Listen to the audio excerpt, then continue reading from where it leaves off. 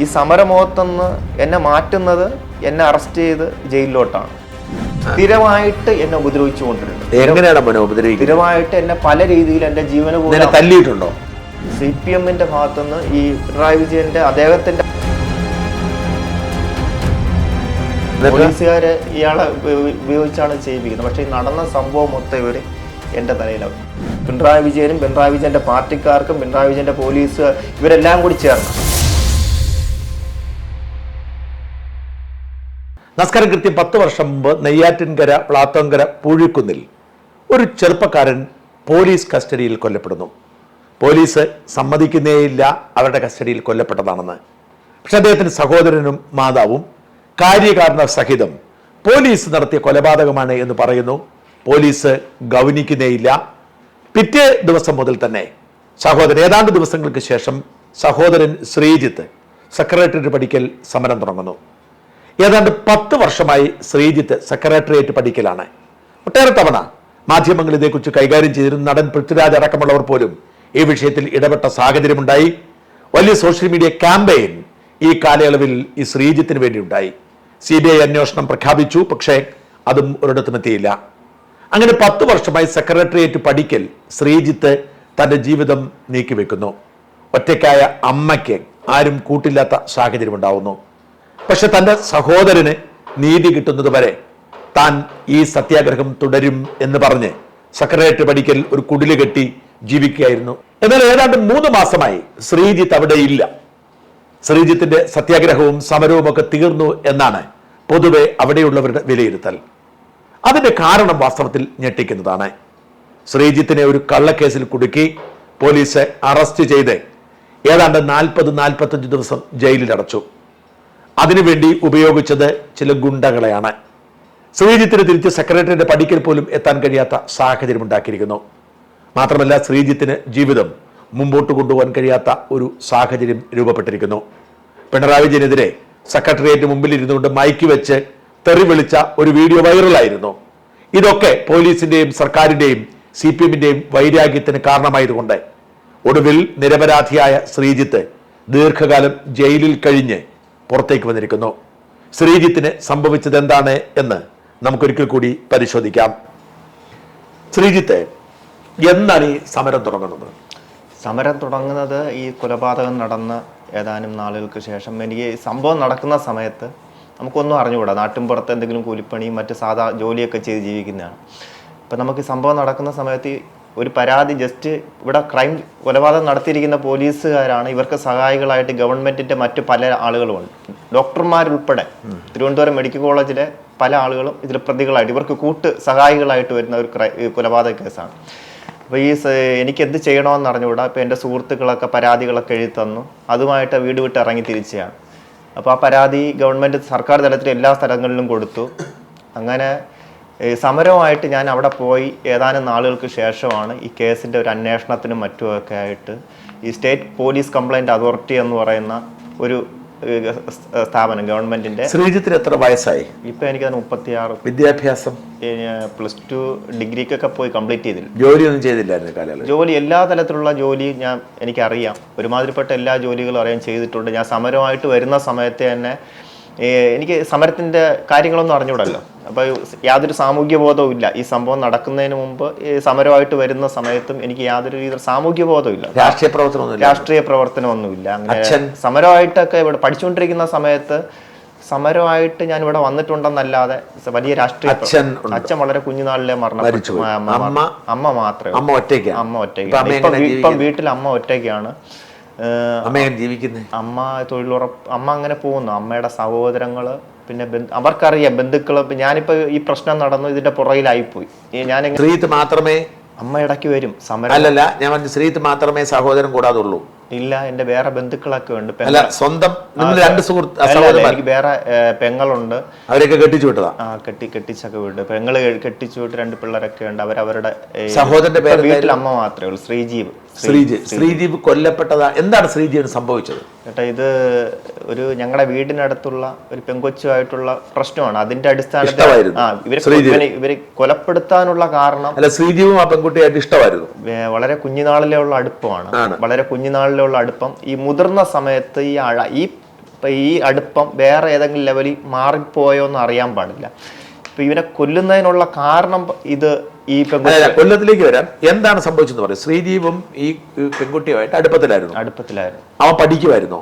ഇല്ല, ജോലിക്കായിരുന്നു. സാധാ എന്തെങ്കിലും ജോലി ചെയ്തു. അപ്പം ഇവൻ എങ്ങനെയാണ് മരിച്ചത്? എങ്ങനെയാണ് ഈ നിങ്ങൾ അറിഞ്ഞു? മരണപ്പെടുന്നതിന് മുമ്പ് ഒരു 5-6 മാസം മുമ്പ് ഈ പെൺകൊച്ചിന്റെ ഇതിനു മുമ്പ് ഇങ്ങനെ പ്രശ്നങ്ങളുണ്ടാവും. എങ്ങനെ പ്രശ്നം? എന്തെങ്കിലും ഈ പെൺകൊച്ചിന്റെ ഇവനും ഈ പെൺകൊച്ചുമായിട്ട് ചെറിയ പ്രശ്നങ്ങളൊക്കെ ഉണ്ടാവും, അഭിപ്രായ വ്യത്യാസങ്ങളും ഉണ്ടാവും. അപ്പൊ അതിന്റെ അടിസ്ഥാനത്തിൽ ഇവരുടെ അമ്മയൊക്കെ വന്ന് നമ്മുടെ അടുത്ത് കാര്യം, പ്രണയമാണെന്ന് എല്ലാവർക്കും അറിയാം. പ്രണയം എന്തോ ചെറിയ പ്രശ്നങ്ങൾ ഇവര് തമ്മിൽ എന്തോ. അവരെ കല്യാണം കഴിക്കായിരുന്നാണോ? അല്ല, അതിനെപ്പറ്റിയൊന്നും നമുക്ക് അറിയില്ല. അതിനെപ്പറ്റിയൊന്നും അറിഞ്ഞൂടാ. അപ്പൊ എന്ത് പ്രശ്നം ഉദാഹരണം പറഞ്ഞേ? എന്ന് ഇവരാഴ്ച എന്തോ അടുപ്പമാണ്. അപ്പം ഈ കൊല്ലപ്പെടുന്നതിന് ഒരു 6 മാസം മുമ്പ് ഇതേ രീതിയിലുള്ള പ്രശ്നമായിട്ട് അപ്പം ഇവൻ വീട്ടിൽ നിന്ന് പോയതിന് ശേഷമാണ് ഈ പെൺകുട്ടിയുടെ വീട്ടിലുള്ള അമ്മയൊക്കെ വന്ന് ഞങ്ങളുടെ അടുത്ത് കാര്യം പറയുന്നത്. എന്നാ പറഞ്ഞു? അവനെ കുറിച്ച് വല്ല അറിയാമോ? ഞാൻ പറഞ്ഞ് അവൻ വീട്ടിൽ നിന്ന് പോയി, എന്താണ് കാര്യം എന്ന് പറഞ്ഞത്. അപ്പം ഇതാണ് കാര്യം, വീട്ടിൽ നിന്ന് പോകുന്നതിനുള്ള കാരണം ഇതാണ്. ഈ പെൺകൊച്ചുമായിട്ടുള്ള വീട്ടിൽ നിന്ന് എങ്ങോട്ട് പോയി? വീട്ടിൽ നിന്ന് ജോലിക്ക് പോവാണെന്ന് പറഞ്ഞു പോയി. വീട്ടിൽ വന്നില്ല? ഇല്ല. അതിനുശേഷമാണ് ഈ സംഭവം നടക്കുന്നത്. നിങ്ങൾ എങ്ങനെ അറിഞ്ഞു മരിച്ചത് കാര്യം? മരിച്ചത് ഇവനെ രഹസ്യമായിട്ട് ഈ പെൺകൊച്ചിന്റെ കല്യാണത്തിന് ഏതാണ്ട് ഒരു 10 ദിവസം മുമ്പ് പോലീസുകാർ ഈ വീട്ടിൽ ഇവനെ അന്വേഷിച്ചു വരുന്നു. അപ്പോൾ ഞങ്ങൾക്ക് പറഞ്ഞ ഞാൻ പറഞ്ഞു എനിക്ക് കാര്യം അറിഞ്ഞുകൂടാ, വീട്ടിൽ നിന്ന് പോയതിനു ശേഷം അമ്മയെ വിളിക്കുമെന്നല്ലാതെ എനിക്കിതിൻ്റെ മറ്റ് കാര്യങ്ങളൊന്നും എനിക്ക് വ്യക്തമായിട്ട് അറിഞ്ഞുകൂടാന്ന് പറഞ്ഞു. അപ്പോൾ മറ്റു കാര്യങ്ങളൊന്നും എനിക്ക് വ്യക്തമായിട്ട് അറിഞ്ഞുകൂടാന്ന് പറഞ്ഞു. അപ്പം അമ്മയുടെ അടുത്തൊക്കെ കാര്യം ചോദിച്ചു.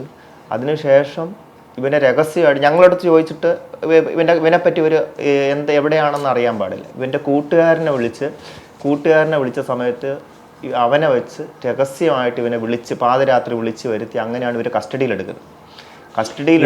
ഈ പെണ്ണിന്റെ കല്യാണം നിശ്ചയിച്ചു. കല്യാണം ഏതാണ്ട് 2014 മെയ് മാസം 21-ാം തീയതിയാണ് മെയ് മാസം 20-ാം തീയതി എന്തോ ആണ് കല്യാണം. കല്യാണത്തിന് മുമ്പ് കസ്റ്റഡിയിലെടുത്തു. കല്യാണത്തിന് 2-3 ദിവസം മുമ്പ് പോലീസുകാർ രഹസ്യമായിട്ട് കസ്റ്റഡിയിലെടുത്തു. എന്തിനാ കസ്റ്റഡി? ഇവന് കല്യാണം ഉറപ്പോന്ന് പേടിച്ചു. എന്താണ് കാര്യമെന്ന് നമുക്ക് അറിഞ്ഞൂടാ. ഇതിപ്പം ഈ കൊല്ലപ്പെട്ട വ്യക്തി ഇവന്റെ സഹോദരനറിയാം, ഈ പെൺകൊച്ചിന്റെ വീട്ടുകാർക്കറിയാം, ഈ കൊലപാതകം ഈ പോലീസുകാർക്കും അറിയാം എന്താണ് കാര്യമെന്ന്. ഇവനെ കസ്റ്റഡിയെടുക്കാൻ കുറ്റമുണ്ടായിരുന്നു, പരാതി ഉണ്ടായിരുന്നു അവന്റെ പേരിൽ. ഇവർ പറയുന്നത് ഏതോ ഒരു മൊബൈൽ മോഷണത്തിൽ ഇവന് പങ്കുണ്ടെന്നാണ് പറയുന്നത്. ഇവൻ മരിക്കുന്നതിന് മുമ്പേ പറഞ്ഞു ഇവന് പങ്കുണ്ടെന്ന് പറഞ്ഞു. മരണപ്പെട്ട് പോയതിന് ശേഷം പറഞ്ഞു മരിക്കുന്നതിന് മുമ്പ് കൂട്ടുപ്രതിയാണെന്ന് പറഞ്ഞു, പങ്കുണ്ടെന്ന് പറഞ്ഞു. മരണപ്പെട്ടതിന് ശേഷം പറഞ്ഞു ഇവ ഒറ്റയ്ക്കാണ് ഇത് ചെയ്തതെന്ന്. ഇവൻ ആരുടെ മൊബൈൽ മോഷ്ടിച്ചത്? ആരുടെ മൊബൈൽ അതിനെപ്പറ്റി നമുക്ക് അറിഞ്ഞുകൂടാ. അതെന്തായി ആ കേസ് അന്വേഷണം? അതും ആ കേസിന്റെ കാര്യങ്ങൾ നമുക്ക് അറിഞ്ഞുകൂടാ. അപ്പം അത് നിങ്ങൾ കരുതുന്നത് ഈ പെൺകൊച്ചിന്റെ കല്യാണത്തിന് ഞാൻ ഇതിനു വേണ്ടി ഇറങ്ങി തിരിച്ച സമയത്ത് ഇവരൊക്കെ പറഞ്ഞു എനിക്കും ഇതിലെന്തോ പങ്കുണ്ട്, എന്നെയും ഈ കേസിന്റെ അടിസ്ഥാനത്തിൽ എന്തൊക്കെയോ പറഞ്ഞവർ ഈ മൊബൈൽ മോഷണം ഞാൻ ഇതിനു വേണ്ടി ഇറങ്ങി തിരിച്ച സമയത്ത് ഇവർ പോലീസിന്റെ ഭാഗത്തു നിന്നൊക്കെ എന്നെയും ഈ കേസിൽ പെടുത്തുന്ന രീതിയിൽ അങ്ങനെ ഒരു ചെറിയൊരു ഇതുണ്ടായി. എനിക്ക് അതിനെപ്പറ്റി അറിഞ്ഞുകൂടാ എന്താണ് കാര്യം. എന്താണ് പോലീസിന്റെ ഇടപെടാൻ കാര്യം? പോലീസിന് അവർക്ക് പോലീസ് ബന്ധമുണ്ടോ? ഇവരുടെ ബന്ധത്തില് ഇവരുടെ കുറെ പോലീസുകാരുണ്ട് ഇവിടെ. പെൺകൊച്ചിന്റെ വലിയമ്മയുടെ മക്കളും പിന്നെ ഇവർക്ക് പരിചയമുള്ള കുറെ പോലീസുകാരൊക്കെ ഉണ്ട് ഇവരുടെ. അപ്പം അവരെ ഉപയോഗിച്ച് ഒരുപക്ഷെ ഇവനെ പേടിപ്പിക്കുന്നതിന് വേണ്ടിയായിരിക്കാം എന്തോ ഇവർ കസ്റ്റഡിയിലെടുത്ത് വെച്ച് എന്നെ ഇവർക്ക് വൈരാഗ്യം തോന്നിക്കഴിഞ്ഞാൽ അവരെ എന്നെ ഈ പ്രാവശ്യം തന്നെ എന്നെ ഈ ആളെ വിട്ട് ഉപദ്രവിച്ച് എന്നെ കിടക്കാം. അല്ല, ഈ പയ്യനെ എടുത്തിട്ട് ഇവനെ കസ്റ്റഡിയിലെടുത്തിട്ട് നിങ്ങൾ അറിഞ്ഞോ? ഇവനെ കസ്റ്റഡിയിലെടുത്ത സമയത്തൊന്നും നമ്മൾ അറിയുന്നില്ല. ഇവനെ അറസ്റ്റ് ചെയ്ത് ഇവര് ഈ ടോർച്ചർ ചെയ്തിട്ട് മെഡിക്കൽ കോളേജ് ആശുപത്രിയിൽ അഡ്മിറ്റ് ആക്കിയതിന് ശേഷമാണ് ഞങ്ങളെ അറിയിക്കുന്നത്. തിരുവനന്തപുരം മെഡിക്കൽ കോളേജ് ആശുപത്രിയിൽ അഡ്മിറ്റ് ആക്കിയതിന് ശേഷം പോലീസുകാർ ഞങ്ങളെ അറിയിക്കുന്നു. അപ്പോൾ ഇങ്ങനെ പോലീസ് കസ്റ്റഡിയിൽ അങ്ങനെ പറഞ്ഞ് ഞങ്ങളെ കസ്റ്റഡിയിലെടുത്തു, ഇങ്ങനെ ആത്മഹത്യക്ക് എന്തോ ശ്രമിച്ചു എന്ന് പറഞ്ഞാണ് ഇവർ. പക്ഷെ ഞങ്ങൾ കസ്റ്റഡി അവിടെ മെഡിക്കൽ കോളേജ് ഈ 6-7 മാസത്തിന് ശേഷം ഞങ്ങൾ കാണുന്നത് തിരുവനന്തപുരം മെഡിക്കൽ കോളേജ് വെച്ചാണ് ഞങ്ങൾ ഇവനെ നേരിട്ട് കാണുന്നത്. മരിക്കുന്നതിന് മുമ്പ്. അപ്പോൾ ഈ മെഡിക്കൽ കോളേജ് ആശുപത്രി പോകുന്ന സമയത്ത് ഈ ഒരു ബെഡിൽ ഇവനെ കെട്ടിയിട്ടിരിക്കുകയാണ്, കൈയും കാലും എല്ലാം കെട്ടിയിട്ടിരിക്കുന്നു. ഈ മുഖത്തൊരു മാസ്ക് വെച്ചിട്ടുണ്ട്, മുഖത്തൊരു മാസ്ക് വെച്ചിട്ടുണ്ട്. അപ്പോൾ ഇവൻ സംസാരിക്കാൻ വേണ്ടി ട്രൈ ചെയ്യുന്നുണ്ട്. ഞങ്ങളെ കണ്ടതും ഞങ്ങളെ എന്താ ഒരു മനുഷ്യന് സ്വയമേ അവനെ കൊണ്ട് ഒന്നും ചെയ്യാൻ പറ്റില്ല, ഒന്നും പറയാനും പറ്റില്ല. ഇവർ ട്രീറ്റ്മെൻറ്റ് ചെയ്യുകയാണെന്ന് നമ്മളെ പറയുക, എന്നാൽ ഇവർ ഒരു മനുഷ്യനെ എനിക്ക് മനസ്സിലാക്കാൻ നടന്ന സംഭവം എനിക്ക് കണ്ടിട്ട് എനിക്ക് അങ്ങനെയാണ് മനസ്സിലാക്കാൻ കഴിഞ്ഞത്. എന്ന് പറഞ്ഞാൽ ഒരു മനുഷ്യനെ ട്രീറ്റ്മെൻറ്റ് ചെയ്യുന്ന സ്ഥലത്ത് വെച്ച് ഒരു കൊലപാതകത്തെ ചികിത്സയുടെ ഭാഗമായുള്ള ഒരു സ്വാഭാവികമായ മരണമാക്കി കാണിച്ച് കോടതികളെ, നിയമത്തെയും മറ്റുള്ള ബന്ധുമിത്രാദികളെയും കോടതിയെയും നിയമത്തെയും ചീറ്റ് ചെയ്യുന്ന ഒരു പരിപാടി, വേണമെങ്കിൽ ഒരു അഴിമതി, ഒരു കൊലപാതകം ആശുപത്രിയിൽ ചികിത്സയുടെ ഭാഗമായിട്ടുള്ള ഒരു മരണമാക്കി. നിങ്ങളോട് മിണ്ടാൻ ഇവർ സമ്മതിച്ചില്ല. എത്ര ദിവസം കഴിഞ്ഞ് മരിച്ചു? ഏതാണ്ട് ആശുപത്രിയിൽ 24 മണിക്കൂർ അടുപ്പിച്ചുണ്ടായിരുന്നു. സംസാരിക്കാൻ ഇവർ അനുവദിച്ചില്ല. സംസാരിക്കാനൊക്കെ ശ്രമിച്ചിരുന്നു. പോസ്റ്റ്മോർട്ടം അല്ല ഇവർക്ക് അനുകൂലമാക്കി അവർ എഴുതി മാറ്റി കളഞ്ഞു. ഇങ്ങനെ ഇവർ ചെയ്തു കഴിഞ്ഞാൽ ഒരു മനുഷ്യന് ഇപ്പൊ നമ്മളെ ഇവർക്ക് അനുകൂലമാക്കി ഒരു പോസ്റ്റ്മോർട്ടം റിപ്പോർട്ട് പലതും എഴുതി മാറ്റി. ശരീരത്തിൽ പാടുണ്ടായിരുന്നു. ശരീരത്തിൽ ഇവിടെ വാരിയലിന്റെ അതൊന്നും ഇവര് പോസ്റ്റ്മോർട്ടം റിപ്പോർട്ട് അതിനകത്ത് നാരായണക്കുറുപ്പ് ഇത് അന്വേഷണം നടത്തി, ഒരു ചെറിയൊരു ജുഡീഷ്യൽ അന്വേഷണം നടത്തി. അപ്പൊ അദ്ദേഹം പറഞ്ഞു പോസ്റ്റ്മോർട്ടം റിപ്പോർട്ടിലെല്ലാം നമ്മുടെ വീഡിയോ എടുക്കുമല്ലോ, അസ്വാഭാവികമായിട്ടുള്ള മരണങ്ങൾക്ക് പോസ്റ്റ്മോർട്ടം ചെയ്യുന്ന സമയത്ത് വീഡിയോ എടുക്കും. ആ വീഡിയോയിലെല്ലാം ഇവർ എഡിറ്റിംഗ് ചെയ്തിരിക്കുന്നതായിട്ടാണ് അന്ന് നാരായണക്കുറുപ്പ് സാറ് പറഞ്ഞത്. പക്ഷെ നമുക്ക് അങ്ങനെ ഉണ്ട്.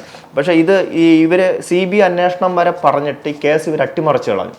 അതിലേക്ക് വരാം. അപ്പൊ ഞാൻ പറഞ്ഞത് ഇങ്ങനെ വന്നിട്ട് ഈ നാരായണക്കുറുപ്പിന്റെ റിപ്പോർട്ടിൽ അങ്ങനെ ഉണ്ട്. ജസ്റ്റിസ് നാരായണക്കുറുപ്പിന്റെ റിപ്പോർട്ടിൽ പോസ്റ്റ് ഇവർ എഡിറ്റ് ചെയ്തിരിക്കുന്നത് ഈ കേസിന്റെ പല കാര്യങ്ങളും പോസ്റ്റ്മോർട്ടം റിപ്പോർട്ടിൽ തിരിമറി നടത്തി. ഇതെല്ലാം അദ്ദേഹം പറഞ്ഞു. 2016 ഈ കേസിന്റെ ഒരു ജുഡീഷ്യൽ അന്വേഷണ റിപ്പോർട്ട് കൊടുക്കുന്നു ഗവൺമെന്റിൽ. ഇവർ ഭരണത്തിൽ വരുന്നതിന്റെ ഒരു ദിവസം മുമ്പ് 2016 മെയ് മാസം 17 ഇതിന്റെ റിപ്പോർട്ട് കൊടുക്കുന്നത്. 2016 മെയ് മാസം 17 ഒരു ജുഡീഷ്യൽ അന്വേഷണ റിപ്പോർട്ട് എന്ന് പറയുന്നത് ഗവൺമെന്റിന്റെ ഒരു കോടതി ചെയ്യേണ്ട കാര്യങ്ങൾക്ക് എന്ന് പറഞ്ഞാൽ ഒരു പ്രശ്നത്തെ കാലത്ത് ഇങ്ങനെ ഭരണതലത്തിലുള്ള ഒരു പ്രശ്നത്തെ ഇങ്ങനെ കാലതാമസം വരുത്തുന്നതിന് വേണ്ടിയുള്ള ഭരണത്തിന്റെ ഇവരായിട്ട് ക്രമീകരിച്ചിരിക്കുന്ന ഒരു സ്ഥാപനമായിട്ടാണ് എനിക്ക് മനസ്സിലാക്കാൻ കഴിഞ്ഞത് പോലീസ് കംപ്ലൈന്റ് അതോറിറ്റി. എന്നിട്ട് പിന്നെ എന്ത് സംഭവിച്ചു? എന്നിട്ട് ഇതിന്റെ ഒരു ജുഡീഷ്യൽ അന്വേഷണ റിപ്പോർട്ട് ഞാൻ ഇതിന്റെ പുറകിൽ ഇറങ്ങിത്തിരിച്ചു, സമരമായിട്ടൊക്കെ ഇറങ്ങിത്തിരിച്ചു. എനിക്കൊന്നും അറിഞ്ഞുകൂടാ ഈ സംഭവം ഇപ്പൊ എന്റെ കാര്യം ഞാൻ പറഞ്ഞ ഇതിന്റെ പുറകിൽ ഇറങ്ങിത്തിരിച്ച് കുറെ ഭരണതലത്തിലുള്ള കുറെ കാര്യങ്ങൾ പഠിച്ചു. ഇവിടെയുള്ള ജനങ്ങളുടെ കാര്യമൊക്കെ എനിക്ക് എൻ്റെ അഭിപ്രായത്തിൽ അങ്ങനെയൊക്കെ തന്നെയാണ്. നമുക്ക് വിദ്യാഭ്യാസം ഉണ്ടായിരിക്കും, അറിവുണ്ടായിരിക്കും, പക്ഷെ യാഥാർത്ഥ്യ ബോധം നമുക്ക് ഉണ്ടാവണമെന്നില്ല. അത് കഴിഞ്ഞ് ശ്രീജിത്ത് സമരമായിട്ട് ഇതിന്റെ പുറകിൽ ഇതായി. അപ്പം ഇതിന്റെ പുറകിൽ ഇങ്ങനെ ഇറങ്ങിത്തിരിച്ചു. അപ്പം അങ്ങനെയാണ് ഇതിന്റെ ഒരു ചെറിയൊരു അന്വേഷണം. അതിനുശേഷം സമരമായിട്ടൊക്കെ വന്ന് കുറെ നാളുകൾക്ക് ശേഷമാണ് ഇതിന്റെ എൻക്വയറിക്ക് തന്നെ വിളിക്കുന്നത്. ഇതിന്റെ എൻക്വയറിക്ക് വിളിച്ച് ഏതാണ്ട് ഒരു വർഷത്തിന് ശേഷമാണ് ഇവരുടെ റിപ്പോർട്ട് കൊടുക്കുന്നത്. ഈ റിപ്പോർട്ട് കൊടുക്കുന്ന ഇവർ ഭരണത്തിൽ, ഈ സംഭവം നടക്കുന്ന ഉമ്മൻചാണ്ടി സാറിന്റെ ഭരണത്തിലും, അടുത്ത് ഇതിന്റെ റിപ്പോർട്ട് കൊടുക്കുന്ന പിണറായി വിജയൻ അധികാരത്തിൽ അവർ ഭരണത്തിൽ വരുന്ന സമയത്താണ് ഈ റിപ്പോർട്ട് കൊടുക്കുന്നത്. പക്ഷേ ഇവരെന്ത് ചെയ്തെന്ന് പറഞ്ഞാൽ 2016 മെയ് മാസം 17 റിപ്പോർട്ട് കൊടുക്കുന്നു. 2016 സെപ്റ്റംബർ മാസം 3 ഇതിന്റെ ഒരു ഗവർണറിന്റെ ഒരു ഓർഡറൊക്കെ കിട്ടും. ആഭ്യന്തര വകുപ്പ് അഡീഷണൽ ചീഫ് സെക്രട്ടറി ആണെന്ന നളിനി നെറ്റോ മേഡവും ഗവർണറിന്റെ ഒരു സർക്കാർ തലത്തിലുള്ള ഒരു ഇതിൽ വേണ്ട കാര്യങ്ങൾ ചെയ്യാൻ വേണ്ടി. പക്ഷെ ഇതിന്റെ നടന്ന ഈ വിഷയത്തിൽ വേണ്ട നീതി എന്താണോ ഭരണതലത്തിൽ ചെയ്യേണ്ട കാര്യങ്ങൾ ചെയ്യാതിരിക്കുന്നതിന് വേണ്ടി അന്ന് DGPയുടെ ഓഫീസിലെയും ആഭ്യന്തര വകുപ്പിലെ മറ്റുള്ള പലരും ചേർന്ന് ഇതിനെ മൊത്തം അട്ടിമറിച്ച് ഇത് ആദ്യം അട്ടിമറിച്ചു. പിന്നെ അതിനുശേഷം തുടർന്ന് പറയാൻ കാരണം അതിന്റെ ഈ ഓർഡറല്ലേ ഇവർ അട്ടിമറിച്ചു കളഞ്ഞു. കാരണം എന്ന് പറയുന്നത് നമുക്കൊന്ന് എന്ത് ചെയ്യണമെന്ന് അറിഞ്ഞുകൂടാ. അപ്പൊ എൻ്റെ അമ്മ ഈ പല വക്കീലന്മാരെയും കണ്ടു. അപ്പൊ ഹൈക്കോടതിയിൽ വേണ്ട കാര്യങ്ങൾ ചെയ്യാൻ കഴിയാതെ പോയി. പിന്നെ അതിനുശേഷം ഞാൻ ഇങ്ങനെ സമരത്തിൽ നിന്ന് മാറാതെ ഇങ്ങനെ കിടക്കുന്നത് പൊതുജനങ്ങളുടെ ഇടയിൽ ഇവർ പല പരിപാടികളും നോക്കി. എന്നെ സമരം പൊളിക്കാനും ഭീഷണിപ്പെടുത്താനും പല കാര്യങ്ങളും നോക്കിയിട്ട് ഒന്നും നടന്നില്ല. പലതവണ പൊളിച്ചു. എന്നിട്ട് നമ്മൾ പേടിക്കാതെ നിൽക്കുന്നു, ഒരു രക്ഷയില്ല എന്ന് കണ്ടു. അങ്ങനെ 2017-18 ഇത് പൊതുജനങ്ങൾ, അപ്പോഴാണ് ഇവരെല്ലാം ഇടപെടുന്നത്. ഈ സിനിമാ നടന്മാർ ഞാനൊക്കെ വന്നിരുന്നു ഞാനൊക്കെ ജാഥ നടത്തുന്നു. അതെ അതെ, അവർ ഈ അങ്ങനെ സിനിമാ നടന്മാരും സമൂഹത്തിലെ പല ആളുകളും രാഷ്ട്രീയ തലത്തിൽ ഇങ്ങനെയൊക്കെ പല ടോവിനോ അങ്ങനെ സിനിമാ നടന്മാർ അവരിവരെല്ലാം പല ആളുകൾ ഈ വിഷയത്തിൽ ഇടപെടുന്നു. അങ്ങനെ ഈ വിഷയത്തിൽ ഇടപെട്ട സമയത്ത് അങ്ങനെയാണ് CBI കേസ് ഏറ്റെടുക്കുന്ന, നമ്മളെ വിശ്വസിപ്പിച്ചു. CBI കേസ് ഏറ്റെടുത്തതായിട്ട് പറഞ്ഞ് ഞങ്ങളെ വിശ്വസിപ്പിച്ചു. പൊതുജനങ്ങളും അങ്ങനെ ഒരു ഇതുണ്ടായി. അപ്പോൾ അതിൻ്റെ സംഭവം ഗൂഗിളിലൊക്കെ കിടപ്പുണ്ട്. അതിന് CBI കേസ് ഏറ്റെടുത്ത സമയത്ത് എൻ്റെ അമ്മ ഇവരാണെങ്കിൽ എൻ്റെ ചുറ്റും ഭയങ്കര ക്രൗഡായിരുന്നു. 10,000-കണക്കിനോ ലക്ഷക്കണക്കിന് ആളുകൾ ഈ വിഷയത്തിൽ ഇടപെട്ടു. പക്ഷേ ഈ ചുറ്റും നിന്ന ഇവർ നമ്മളെ സമരം നിർത്താൻ വേണ്ടി എൻ്റെ അമ്മയെ പ്രഷർ ചെയ്തു. CBI കേസ് ഏറ്റെടുത്തില്ല, ഇനിയെങ്കിലും സമരം നിർത്താം എന്നുള്ള രീതിയിൽ അമ്മയെ പ്രഷർ ചെയ്തു. അപ്പം ഞാൻ പറഞ്ഞു ഇതിൻ്റെ കാര്യങ്ങളൊരു വ്യക്തതയില്ലാതെ നമുക്ക് സമരം നിർത്താൻ പറ്റൂല എന്നുള്ള രീതിയിൽ. പിന്നെ അമ്മയൊക്കെ പറഞ്ഞ് അങ്ങനെ ഞാൻ 4-5 കുറച്ച് ദിവസം ഹോസ്പിറ്റലിലായിരുന്നു. നെയ്യാറ്റിൻകര നിംസ് ഹോസ്പിറ്റലിലായിരുന്നു. എനിക്ക് വലിയ ആരോഗ്യ പ്രശ്നങ്ങളൊന്നുമില്ല, എങ്കിലും ഒരു 700 ദിവസം 800 ദിവസമായി അന്ന് ഈ സമരം 2018. അപ്പോൾ ആരോഗ്യ പ്രശ്നങ്ങളൊന്നും ഇല്ലെങ്കിൽ പോലും ഇത്രയും ദിവസം നമ്മൾ തെരുവിൽ കിടന്നേയില്ല. അപ്പോൾ അതിൻ്റെ അങ്ങനെ കിടന്നു. അപ്പോൾ ഇവരെല്ലാം CBI അന്വേഷണത്തിൻ്റെ ഭാഗമായിട്ട് അങ്ങനെ ആശുപത്രി കിടന്നു. അപ്പോൾ എൻ്റെ ആശുപത്രിയിൽ വെച്ച് എൻ്റെ സുഹൃത്തുക്കളൊക്കെ എന്നോട് വിളിച്ചു പറഞ്ഞു, ഇത് CBI കേസ് ഏറ്റെടുത്തെങ്കിൽ അപ്പോഴത്തെ നേരത്തെ ഒരു എൻക്വയറി നടന്ന സംഭവമാണ്. ഇതിലെ കേസിൻ്റെ ഇതിൻ്റെ തുടർന്നുള്ള ഇത് നടക്കേണ്ടതാണ്. കേസിൻ്റെ നടപടിക്രമങ്ങൾ പ്രാഥമികമായിട്ടുള്ള കാര്യങ്ങൾ ചെയ്യേണ്ട, അതൊന്നും ഇതുവരെ ചെയ്യാതിരിക്കുന്നത് വീണ്ടും ഈ കേസ് വീണ്ടും ഇവര് ഈ കൊലപാതകം ഒന്ന് തെളിഞ്ഞതിന് വരുമൊന്നും ചെയ്തില്ല. CBI ഞങ്ങളെ വിളിപ്പിച്ചു. അന്ന് വെള്ളയമ്പലത്തോ അവിടെ എവിടെയാണ് CBI ഓഫീസിൽ വിളിപ്പിച്ചു. അപ്പോൾ ഞങ്ങൾ ഞാൻ പറഞ്ഞ അവർ CBI ഓഫീസിൽ പോയി ഞാൻ കാര്യമൊക്കെ പറഞ്ഞു. പക്ഷെ ഇവർ തുടർന്ന് നിയമപര കാര്യങ്ങളൊന്നും ചെയ്യാൻ തയ്യാറായില്ല. അന്വേഷണം പൂർത്തിയായി അവരുടെ അവർ ഒന്നും അറിയാൻ പാടില്ല. അതിനുശേഷം ഇത് 2018 CBI കേസ് ഏറ്റെടുത്തതായിട്ട് പറയുന്നത്. പിന്നെ അതിനുശേഷം ഉടൻ തന്നെ ഞാനൊരു ഒരാഴ്ച കഴിഞ്ഞ് വീണ്ടും സമരമായിട്ട് സെക്രട്ടേറിയറ്റിൻ്റെ മുന്നിൽ വന്ന് വീണ്ടും ഞാനിങ്ങനെ സമരമായിട്ട് കിടക്കുന്നു. അതിനുശേഷം ഇവരാണെങ്കിൽ പല രീതിയിൽ ഞങ്ങളെ സമരം പൊളിക്കുകയും പോലീസുകാർ സമരം പൊളിക്കാനും മറ്റ് പല പരിപാടികളും സമരം നിർത്തി നമ്മൾ പോകാത്തതുകൊണ്ട് ഇത്രയും വലിയ പബ്ലിക് സപ്പോർട്ട് ജനശ്രദ്ധ പിടിച്ചു പറ്റി എന്നിട്ട് നമ്മൾ സമരത്തിൽ നിന്ന് ഇങ്ങനെ മാറാതെ ഇവിടെ കിടക്കുന്നതിൻ്റെ പേരിൽ പല രീതിയിലുള്ള പ്രശ്നങ്ങളൊക്കെ ഉണ്ടായി. അപ്പോൾ 2019 സെപ്റ്റംബർ മാസം 6-ാം തീയതി 2010 CBIയുടെ ഈ റിപ്പോർട്ട് കോടതിയിൽ റിപ്പോർട്ട് കൊടുത്തു. CBI എന്തോ അട്ടിമറി നടത്തി ഇത് കൊലപാതകം എന്ന ഒരു ഹൈക്കോടതി റിട്ടയർഡ് ജഡ്ജി അന്വേഷണം നടത്തി കൊടുത്ത റിപ്പോർട്ടിന് പ്രതികളുടെ പേരുൾപ്പെടെ കൊടുത്തു. അന്ന് DGPയുടെ അടുത്ത് ഈ വിഷയത്തിൽ വേണ്ട കാര്യങ്ങളൊക്കെ ചെയ്യാൻ പറഞ്ഞു. അതിനെ ഇവർ അട്ടിമറിച്ച് കളഞ്ഞു. 2019 വന്നിട്ട് ഇതിനെ മൊത്തം ഇവർ അട്ടിമറിച്ച് കളഞ്ഞു. പിന്നെ ഞാൻ അവിടെ ഇതിനു വേണ്ടി പിന്നെ കോവിഡൊക്കെ വന്നത് ഈ സംഭവം ഇതിനു വേണ്ടി പല ആളുകളും നിന്ന് കോവിഡ് കാലത്ത് അവിടെ തുറന്നോ? കോവിഡ് സമയത്തെല്ലാം അവിടെ ഉണ്ട്. കോവിഡ് സമയത്തെല്ലാം വീട്ടിൽ നിന്ന് ഇപ്പം ഈ സമരമുഖത്തുനിന്ന് എന്നെ മാറ്റുന്നത് എന്നെ അറസ്റ്റ് ചെയ്ത് ജയിലിലോട്ടാണ്. അല്ല, അപ്പൊ കോവിഡ് കാലത്ത് അവർ പോകാന്ന് പറഞ്ഞില്ല? ഞാൻ പറഞ്ഞു പോകാൻ പറ്റൂല, എനിക്ക് വീട്ടിൽ സുരക്ഷിതത്വം ഇല്ല. എൻ്റെ നാട്ടിലോ എനിക്കിപ്പോൾ എൻ്റെ സഹോദരനെ കൊല്ലുകയും അതിനെതിരെ പരാതിയുമായിട്ട് വന്ന നമ്മളെ പറ്റിക്കുന്നതിനോടൊപ്പം ജനങ്ങളെ ഇവരെല്ലാം കൂടി തെറ്റിദ്ധരിപ്പിക്കുകയും ചെയ്യും. അപ്പൊ കോവിഡ് കാലത്ത് എല്ലാവരും വീട്ടിലിരുന്നപ്പോഴും അവിടെ തന്നെയുണ്ട്. കോവിഡ് സമയത്ത് ഭക്ഷണമൊക്കെ ഞാൻ സമരത്തിന് ഇരിക്കുന്ന സമയത്ത് വളരെ അപൂർവമായിട്ട് ഭക്ഷണമൊക്കെ കഴിക്കാറുള്ളൂ. ഒരു ദിവസം ഒരു നേരം ആയിരിക്കാം. അല്ല, കോവിഡ് കാലത്ത് കടകളൊന്നും ഇല്ലല്ലോ? ഇല്ല. അപ്പൊ എന്നാ ചെയ്തു? അവിടെ ചിലപ്പം ഭക്ഷണം സമരം മുഖത്തിരിക്കുന്ന സമയത്ത് ഭക്ഷണമൊക്കെ കഴിക്കാതെയൊക്കെ ഉള്ള ശീലമാണ്. നമുക്ക് ഭക്ഷണം കഴിക്കാതിരിക്കുന്ന സമയത്ത് നമ്മുടെ മൈൻഡ് വേറൊരു രീതിയിലായിരിക്കും. ഭക്ഷണം കഴിച്ചിരിക്കുന്ന സമയത്തും ഭക്ഷണം കഴിക്കാതിരിക്കുന്ന സമയത്ത് വേറെ രീതിയിലായിരിക്കും. അതുകൊണ്ട് നമ്മൾ പരമാവധി ഭക്ഷണം കഴിക്കാതിരിക്കാൻ ശ്രമിക്കും. ഒരു ദിവസം ഒരു നേരമായിരിക്കും. ചിലപ്പോൾ ഞാൻ പറഞ്ഞ കോവിഡ് കാലത്ത് ഏതാണ്ട് 10-25 ദിവസം അടച്ചിട്ടിരിക്കുവായിരുന്നല്ലോ. 25 ദിവസമല്ല, ഏതാണ്ട് 2 വർഷം അടുപ്പിച്ച് ഇങ്ങനെ ബ്രേക്ക്, കുറച്ച് ദിവസം 10 ദിവസം. അതെ, ആ സമയത്തൊക്കെ ഒന്നും കഴിക്കായിരുന്നു? ഒന്നും കഴിക്കാതല്ല, ഞാൻ അവിടെ ഭക്ഷണം ചിലപ്പം 2 ദിവസത്തിൽ ഒരിക്കൽ ഉണ്ടാക്കി കഴിക്കും. ഉണ്ടാക്കിയൊന്നുമല്ല, ചിലപ്പോൾ അവിടെ കടയിൽ എവിടെ എന്തെങ്കിലും ഒരു കടയില്ലാത്തപ്പോഴോ അതൊക്കെ എങ്ങനെ നടന്നു എന്ന് എനിക്ക് അറിയാൻ പാടില്ല. കോവിഡ് സമയത്ത് ചിലപ്പം ചായ എന്തെങ്കിലും വാങ്ങിച്ച് കുടിച്ച് അങ്ങനെ ഇരിക്കും, അങ്ങനെയൊക്കെ നടന്നു. അല്ലാത്തപ്പോഴും മൊത്തത്തിൽ ഭക്ഷണം എങ്ങനെയായിരുന്നു? എല്ലാ നേരവും 3 നേരം ഇല്ല? 3 നേരം ഇല്ല. സമരമുഖത്തിരിക്കുന്ന സമയത്ത് ചിലപ്പോൾ ഒരാഴ്ചയ്ക്ക് ഒരു ദിവസമായിരിക്കും ഭക്ഷണം കഴിക്കുന്നത്. ഭക്ഷണം കഴിക്കുമ്പോൾ നല്ലോണം കഴിക്കും, ചിലപ്പം ഭക്ഷണം കഴിക്കാതെ ഒരാഴ്ച കഴിക്കാതിരുന്ന വിശപ്പ് ഒരാഴ്ചയിൽ ഒരു മാസം അടുപ്പിച്ചൊക്കെ ഭക്ഷണം കഴിക്കാതിരുന്നിട്ടുണ്ട്. ഒന്നും പറ്റത്തില്ല. ഇല്ല ഭക്ഷണം കഴിച്ചില്ലെങ്കിൽ ചിലപ്പോൾ ചായയൊക്കെ ചായ എന്തെങ്കിലുമൊക്കെ ശരിക്കും കുടിക്കും. ചായ, കട്ടൻ ചായ ഇതൊക്കെ കുടിക്കും. അതിനൊക്കെ ആരും പൈസ തരുമായിരുന്നോ? അതിന് ഇപ്പോൾ ഞാൻ അവിടെ കിടക്കുമ്പം എൻ്റെ അമ്മ പിന്നെ എൻ്റെ ഒരു ബന്ധുക്കള് ഇവരൊക്കെ പൈസ തരും എൻ്റെ ചെലവിന്. തരുമായിരുന്നില്ല. പിന്നെ ദൂര സ്ഥലങ്ങളിൽ നിന്ന് വേറെ ഒന്നുമില്ല. ഇപ്പൊ ഞങ്ങളുടെ ഈ സമരമായിട്ട് ഈ പ്രശ്നം നടന്ന് സമരമായിട്ട് വന്നു. ഏതാണ്ട് ഞങ്ങളുടെ കുടുംബം മൊത്തം കുളമാക്കിയെന്ന് വേണം പറയാം. ഞാൻ സമരം ചെയ്തു എന്ന് പറയുന്നതിനേക്കാളും എന്നെ കൊണ്ട് സമരം ചെയ്യിപ്പിക്കുകയും ജയിലിലാക്കുകയും ചെയ്തു ഗവൺമെന്റ്. ഇവരെല്ലാം കൂടി ഒത്തുകളിച്ചു. ഞാൻ സമരം ചെയ്തു ഒരു പ്രശ്നത്തിൽ ഒരു നാട്ടിൻപുറത്തുകാരനായ സാധാരണക്കാരനായ ഒരു മനുഷ്യൻ അവൻ്റെ കുടുംബത്തിലുണ്ടായ ഒരു പ്രശ്നത്തിനെതിരെ വരുന്നു.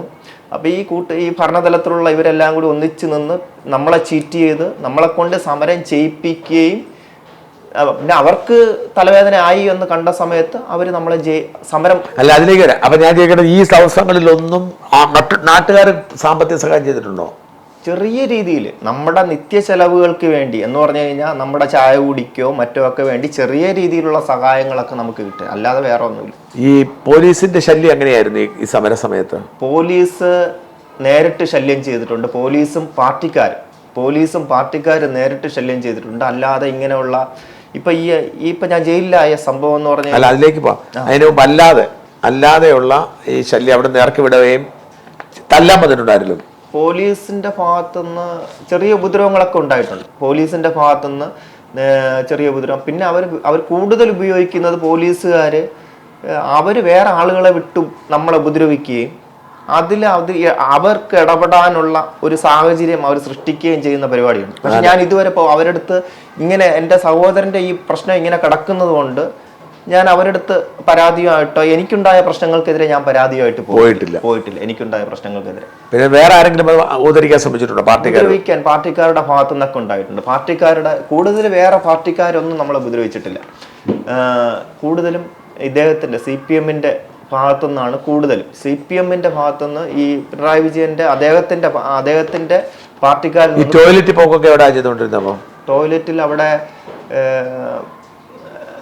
അടുത്ത് പബ്ലിക് കമ്പാർട്ട്മെന്റും പിന്നെ നമുക്ക് പരിചയമുള്ള ചില അങ്ങനെയുള്ള സ്ഥലങ്ങളിൽ കുളിക്കാനൊക്കെ ആണെങ്കിൽ ചിലപ്പോൾ അമ്പലക്കുളത്തിലൊക്കെ പോകുന്ന സമയത്ത് സോപ്പൊന്നും നമുക്ക് തേക്കാൻ പറ്റത്തില്ല, സോപ്പ് എണ്ണയൊന്നും. പക്ഷെ ചിലപ്പോൾ അങ്ങനെയുള്ള സമയത്ത് പോലും നമ്മൾ ചിലപ്പോൾ സോപ്പ് വെച്ചുള്ള കുളി ഒരാഴ്ചയിൽ ഒരിക്കലൊക്കെ ആയിരിക്കും. അല്ലാതെ പോയി ഒന്ന് ശരീരം തണുക്കാനും ഒന്ന് ചെറുതായിട്ടൊന്ന് വൃത്തിയാനും വേണ്ടി അമ്പലക്കുളത്തിലൊക്കെ പോയി കുളിക്കും. അത് കഴിഞ്ഞിട്ട് ഈ സമരം നിർത്തേണ്ട സാഹചര്യം ഉണ്ടായത് എങ്ങനെയാണ്? സമരം ആളെ വിട്ട് സ്ഥിരമായിട്ട് ഉപദ്രവിച്ചുകൊണ്ട് ഞാൻ ഇതിനു മുമ്പ് മറുനാടൻ ചാനലിനോട് ഞാൻ പറഞ്ഞിരുന്നു, ഇവർ സ്ഥിരമായി നമ്മൾ ആളുകളെ വിട്ട് ഉപദ്രവിക്കുകയാണ് എന്ന് പറഞ്ഞാൽ. ഉദാഹരണം പറ. സ്ഥിരമായിട്ട് ആളുകളെ വിട്ട് ഞാൻ ഇപ്പൊ ജയിലിലെ ആ വ്യക്തിയെ നമ്മൾ പ്രതീക്ഷിക്കാതെ നിൽക്കുന്ന സമയത്ത് വന്ന് നമ്മൾ അടിച്ചു. ചെങ്കച്ചൂളയിലുള്ള ഒരു വ്യക്തിയാണ്, തിരുവനന്തപുരം. അയാൾ കൊലക്കേസിൽ എത്രയോ വർഷം ജയിലിൽ കിടന്നതാണ്, കൊലപാതക കേസിൽ ജയിലിൽ കിടന്നതാണ്. ഇപ്പോഴും പല ഇങ്ങനെ അടിപിടി കേസിലൊക്കെ ആയിട്ട് ജയിലിൽ. ഞാൻ അവിടെ കിടക്കുന്ന സമയത്ത് അവിടെയുള്ള ആളുകളുടെ സ്ഥിരം ജയിലിൽ വരുന്നവനാണ്. അയാൾ സ്ഥിരം നമ്മൾ ഉപദ്രവിക്കുക. അയാൾ എന്താണ് അയാൾ കഞ്ചാവ് കച്ചവടം മറ്റുമൊക്കെയാണ്. കഞ്ചാവ് കച്ചവടം അയാൾ ഈ ചില സമയങ്ങളിൽ ഈ സെക്രട്ടേറിയറ്റിന്റെ അടുത്ത് വന്ന് കുടം നന്നാക്കാൻ എന്നൊക്കെ പറഞ്ഞിരുന്ന് അവിടെ കഞ്ചാവ് കച്ചവടം ഒക്കെ ചെയ്യുന്ന വ്യക്തിയാണ്. പോലീസുകാരുടെ ഒരു പ്രധാന സഹായിയാണ്. പോലീസുകാരെ അവിടെ ഈ പോലീസുകാർക്ക് പല സഹായങ്ങളൊക്കെ പോലീസുകാർ അങ്ങോട്ട് ചെയ്യുകയും ഇവൻ അതേപോലെ തന്നെ ഇപ്പം പോലീസുകാർക്ക് ഒരു പോലീസുകാരും പാർട്ടിക്കാരും അവനെ ഉപയോഗിച്ചതാണ്. വന്നിട്ട് എന്ത് ചെയ്യും? അവൻ വന്ന് നമ്മൾ പ്രതീക്ഷിക്കാതെ നിൽക്കുന്ന സമയത്ത് വന്ന് നമ്മളെ എവിടെയെങ്കിലും അടിക്കും. ചിലപ്പോൾ നമ്മൾ നോക്കത്തില്ല, നമ്മൾ മറ്റേതെങ്കിലും ശ്രദ്ധിച്ച് നിൽക്കുന്ന മറ്റേതെങ്കിലും കാര്യങ്ങൾ നോക്കി നിൽക്കുന്ന സമയത്ത് നമ്മളെ തലയിൽ അടിക്കുക, കത്തി കൊണ്ട് കുത്താൻ ഓടിക്കുക. ഇവിടെ പല ആളുകളും ആ സമീപത്ത് പല ആളുകളും ഇവന്റെ പ്രവർത്തികൾ കണ്ടതാണ്. പിന്നെ അവർ ചിലപ്പം പറയണമെന്നില്ല, കാരണം നമ്മളിപ്പോ പോലീസും മറ്റുമൊക്കെ ഒരു ഇതായിട്ട് ഇടയ്ക്കിടയ്ക്ക് സ്ഥിരമായിട്ട് വന്ന് ഇങ്ങനെ ഉപദ്രവിച്ചുകൊണ്ടിരുന്നു. നിങ്ങൾ പരാതിപ്പെട്ടിട്ടില്ല? ഞാൻ ഈ കേസുമായിട്ട് നിൽക്കുന്നതുകൊണ്ട് എനിക്കുണ്ടായ ഈ പ്രശ്നം മാത്രമല്ല, എനിക്ക് അവിടെ പല രീതിയിലുള്ള നമ്മുടെ ജീവന് പോലും അപായം. വേറെ നമ്മളെ ഇതേപോലെ പാർട്ടിക്കാർ വന്ന് നമ്മളിങ്ങനെ വന്ന് ഉപദ്രവിക്കുന്ന സംഭവങ്ങളുണ്ട്. വ്യക്തമായി പറ.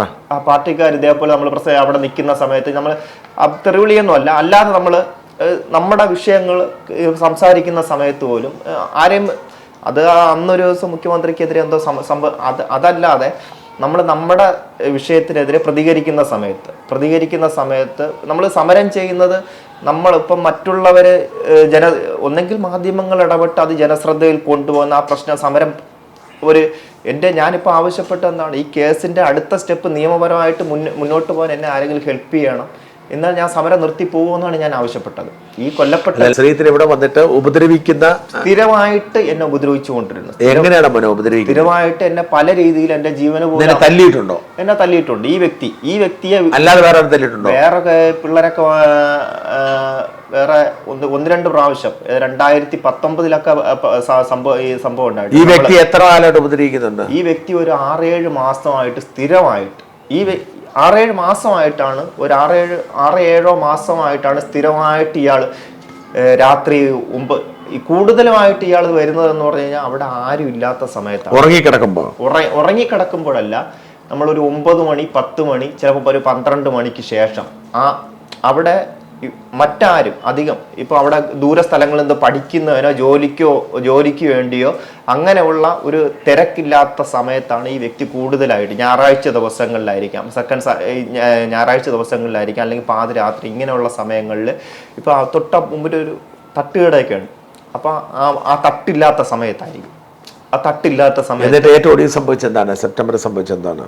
ഏറ്റവും ഒടുവിൽ സംഭവിച്ചതെന്ന് പറഞ്ഞു കഴിഞ്ഞാൽ ഇയാളുടെ 6-ാം തീയതിയാണ്, ഞായറാഴ്ച, സെപ്റ്റംബർ 6. ഈ 6-ാം തീയതി അപ്പൊ ഈ ആഴ്ച എന്ന് പറയുന്നത് പൂജവെപ്പ് പൂജയെടുപ്പ് അങ്ങനെയുള്ള ഒരു ദിവസമാണ്. അപ്പം പലരും അവിടെ ഇല്ല, തിരക്കില്ലാത്ത ഒരാഴ്ചയാണ്. എല്ലാവരും വീട്ടിലൊക്കെ ഇരിക്കുന്ന സമയത്താണ്. അപ്പൊ ആ തിരക്കില്ലാത്ത ഈ ആഴ്ച ഇവര് ചെയ്തതെന്ന് പറഞ്ഞു കഴിഞ്ഞാൽ ഞാൻ ഇങ്ങനെ നിൽക്കുന്നു, ഞാൻ അവിടെ ചെറിയ സ്റ്റൂളിട്ടാണ് അവിടെ നിന്ന് ഇങ്ങനെ മൈക്കെടുത്ത് സംസാരിക്കുന്നത്. അപ്പൊ അവിടെ നിന്ന് ഇങ്ങനെ നിൽക്കുന്ന സമയത്ത് ഈ പുള്ളി നടന്നു പോകുന്ന സമയത്ത് എൻ്റെ പുറത്തൊരു അടി അടിച്ചിട്ട് പോയി. പക്ഷെ ഈ പുള്ളി ചെയ്ത ആരും ശ്രദ്ധിച്ചിട്ടില്ല. ഞാനിങ്ങനെ നിൽക്കുന്നു, മൈക്കെടുത്ത് വെച്ച് സംസാരിക്കുന്നു, നടന്നു എത്ര മണിക്ക്? ഒരു 4 മണി. ഞാൻ കൂടുതൽ ശ്രദ്ധിക്കുന്നില്ല, എങ്കിലും ഒരു 4 മണി 5 മണി സമയത്താണ്. അപ്പൊ ഈ പോകുന്ന വഴിക്ക് പുള്ളി എൻ്റെ പുറത്തൊരു അടി അടിച്ചിട്ട് പോയി അപ്പുറത്ത് പോയിട്ട് ഞാൻ എൻ്റെ വീഡിയോ അതിൻ്റെ ചെറിയ കുറച്ച് വീഡിയോ എൻ്റെ മൊബൈലിൽ കിടപ്പുണ്ട്. അപ്പോൾ അപ്പുറത്ത് പോയിട്ട് വേറൊരു ചെറുപ്പക്കാരൻ, കാലിന് സുഖമില്ലാത്തൊരു മനുഷ്യൻ അവിടെ കിടന്നിരുന്നു. ശരീരത്തിൻ്റെ പകുതി സ്വാധീനം ഇല്ലാത്ത ഒരു മനുഷ്യൻ അവിടെ കിടന്നിരുന്നു. അപ്പോൾ അയാളടുത്ത് പോയി പിടിയും വലിയുമായി. ഇവർ തമ്മിൽ പിടിയും വലിയുമായി.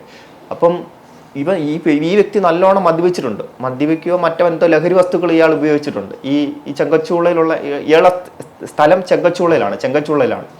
അപ്പം പിടിയും വലിയുമായി അയാൾ പിടിച്ച് തള്ളുന്നു. ഇവര് തമ്മിലുള്ള പിടിയും വലിയിൽ ഇയാൾ വന്ന് വീണ് ഇയാളുടെ തല പൊട്ടി. അവരുമായിട്ട് പിടിയും വലിയും നടന്നു. അപ്പൊ ഇവര് തമ്മിലുള്ള പിടിയും വലിയിൽ ഇയാൾ വന്ന് വീണ് ഇയാളുടെ തല പൊട്ടി. അപ്പൊ ഞാൻ അത് മൊബൈലിൽ ചെറിയൊരു വീഡിയോ ഒക്കെ എടുത്തു. അതൊന്നും അല്ല, ഇവര് തമ്മിലുള്ള തുടക്കത്തിൽ ഇവര് തമ്മിലുള്ള ഈ അടിപിടിയുടെ തുടക്കത്തിന്റെ ഭാഗം ചെറിയൊരു വീഡിയോ ഒക്കെ എടുത്തു. ഇത് വീഡിയോ എടുത്തു. പിന്നെ ഈ സമയത്ത് ഞാൻ അവിടെ ആൾക്കാരുടെ അടുത്ത് ഇങ്ങനെ വിളിച്ചു പറഞ്ഞു, ചേട്ടാ ഈ പുള്ളി സ്ഥിരമായിട്ട് ഞങ്ങളെ വന്ന് ഉപദ്രവിച്ചു. അപ്പൊ ഇവിടെ ഇത് കൃത്യമായിട്ട് ഒരു പ്ലാൻ ചെയ്തതാണെന്നാണ് എനിക്ക് സംശയം. കാരണം അവരുടെ പാർട്ടിക്കാര്, ഈ പിണറായി വിജയന്റെ പാർട്ടിക്കാരായിട്ടുള്ള കുറെ ആൾക്കാരൊക്കെ അവിടെ നിൽപ്പുണ്ട്. അപ്പൊ ഇയാൾ വന്ന് സ്ഥിരം ഞങ്ങളെ ഉപദ്രവിച്ചുകൊണ്ടിരിക്കുകയാണ്, ആരെങ്കിലും ദയവ് ചെയ്ത് ഇവിടെ പോലീസുകാരൊക്കെ ഇയാളെ വിട്ട് ചെയ്യിപ്പിക്കുന്നതാണ്, കൺട്രോൾമെന്റ് സ്റ്റേഷൻ പോലീസുകാരോ മറ്റോ ഇയാളെ വിട്ട് ചെയ്യിപ്പിക്കുന്നതാണ് എന്നൊക്കെ പറഞ്ഞ് ഞാൻ വിളിച്ചു പറഞ്ഞു. അപ്പൊ ഇവനാണെങ്കിൽ ഞാൻ വിളിച്ചു പറയുന്നത്, ഞാൻ വീഡിയോ ഇത് കണ്ടുകൊണ്ട് ഇവൻ അടുത്ത് എന്നെ ഉപദ്രവിക്കാൻ വേണ്ടി വന്ന സമയത്ത് ഞാൻ എൻ്റെ സ്വയരക്ഷയ്ക്ക് വേണ്ടി എൻ്റെ ഭാഗത്തുനിന്ന് എന്തോ ഒരു ഇതുണ്ടായി.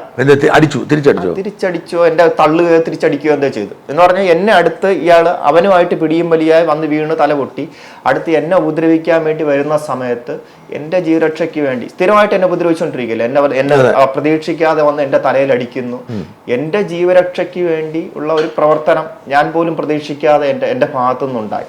ഇയാള് എന്നെ അടുത്ത് ഉപദ്രവിക്കാൻ ഞാൻ പിടിച്ച് തള്ളുകയോ അയാൾ വീഴുകയോ ചെയ്തു. പക്ഷെ ഈ നടന്ന സംഭവം അയാൾ നേരത്തെ അയാൾക്ക് എന്തോ പറ്റിയിരുന്നു. അപ്പൊ എന്റെ ഭാഗത്തുനിന്ന് ഞാൻ എന്റെ സ്വയരക്ഷയ്ക്ക് വേണ്ടി ഞാൻ ശ്രമിച്ചു. ഇയാളുടെ സ്ഥിരമായിട്ട് ആ വീഴ്ചയിൽ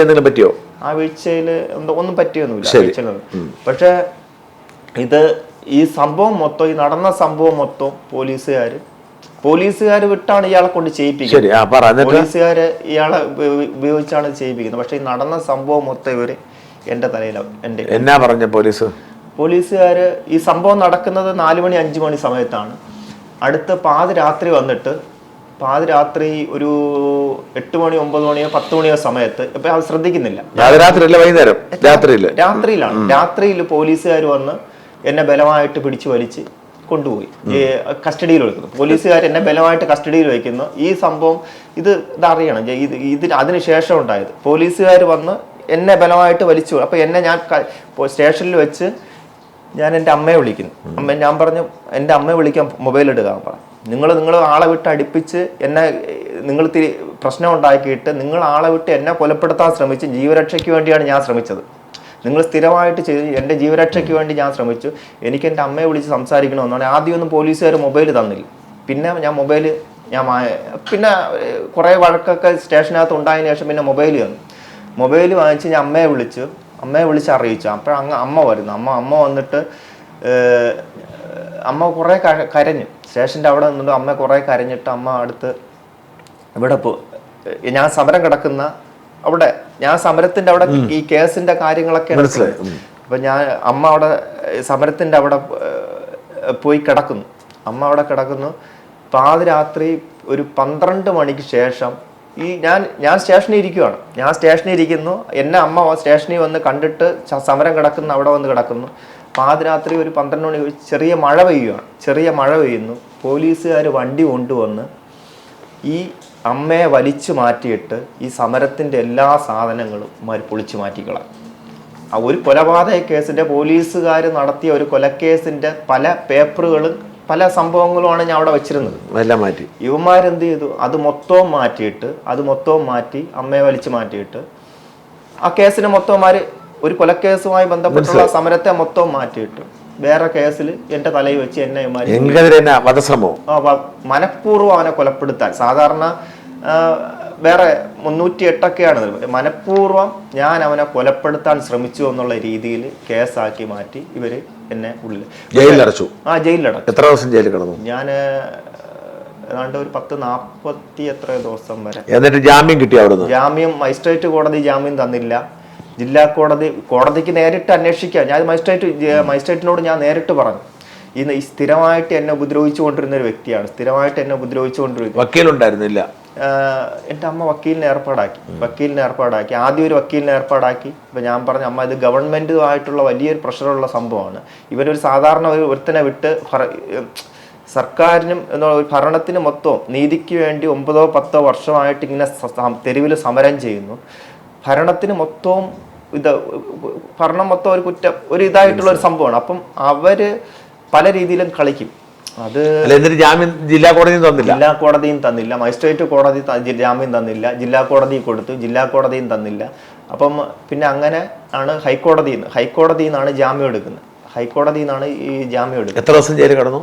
ജയിലിൽ ഏതാണ്ട് ഒരു 40 ദിവസം ഇവര്. അത് കഴിഞ്ഞ് പുറത്തിറങ്ങിയിട്ട് ഇപ്പൊ ഈ നവംബറിലാണ്, ഇത് കഴിഞ്ഞ മാസം 19-ാം തീയതിയാണ് പുറത്തിറങ്ങുന്നത്. 19-ാം തീയതി രാത്രിയാണ്. അവിടെ സമരം നടത്താൻ പോയില്ല. പിന്നെ ഞാൻ സമരം നടത്താൻ പോയില്ല. പോവാത്തതിന് കാരണം എന്ന് പറഞ്ഞു കഴിഞ്ഞാൽ എന്തെങ്കിലും ഇപ്പം തന്നെ എന്തെങ്കിലും ഒരു പ്രശ്നം, ഇപ്പം എന്നെ ജാമ്യത്തിൽ ഇറക്കാൻ തന്നെ എൻ്റെ അമ്മയ്ക്ക് ഏതാണ്ട് 40-50,000 രൂപയായി ജാമ്യത്തിൽ ഇറക്കാൻ വേണ്ടി തന്നെ.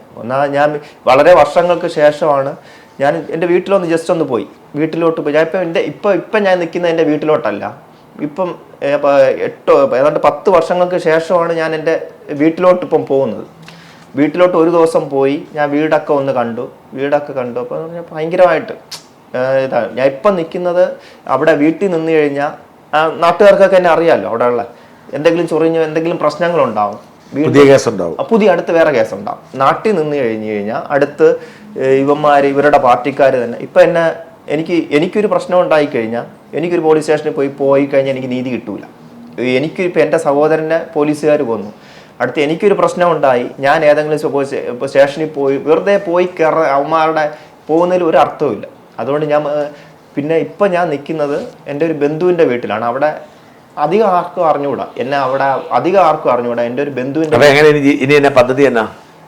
ഇപ്പം പദ്ധതി എന്താണെന്ന് ചോദിച്ചു കഴിഞ്ഞാൽ അവന്റെ അപ്പൊ കേസ് അങ്ങനെ അങ്ങ് പോയി, ഒന്നും നടക്കത്തില്ല. ഇല്ല, ഇപ്പം പദ്ധതി എന്താണെന്ന് ചോദിച്ചു കഴിഞ്ഞാൽ ഞാനിപ്പോൾ ഈ നടന്ന സംഭവം ഇപ്പം ഇവരാളെ വിട്ട് എന്നെ ഉപദ്രവിച്ച് കേസ് എൻ്റെ സഹോദരൻ്റെ നീതിക്ക് വേണ്ടിയുള്ള സമരത്തെ ഇവർ അട്ടിമറിക്കുകയും വേറെ ഒരു കേസിൽ എന്നെ പ്രതിയാക്കി ഇവർ ജയിലിലാക്കുകയും ചെയ്തു. പിണറായി വിജയനും പിണറായി വിജയന്റെ പാർട്ടിക്കാർക്കും പിണറായി വിജയന്റെ പോലീസ് ഇവരെല്ലാം കൂടി ചേർന്ന് ഈ ഗവൺമെന്റ് ഭരണം ഇവരെല്ലാം കൂടി ചേർന്ന് നടത്തിയ ഇത് വേണമെങ്കിൽ ബഹുമാനപ്പെട്ട കോടതിക്ക് ഈ വിഷയം നേരിട്ട് അന്വേഷിക്കാം.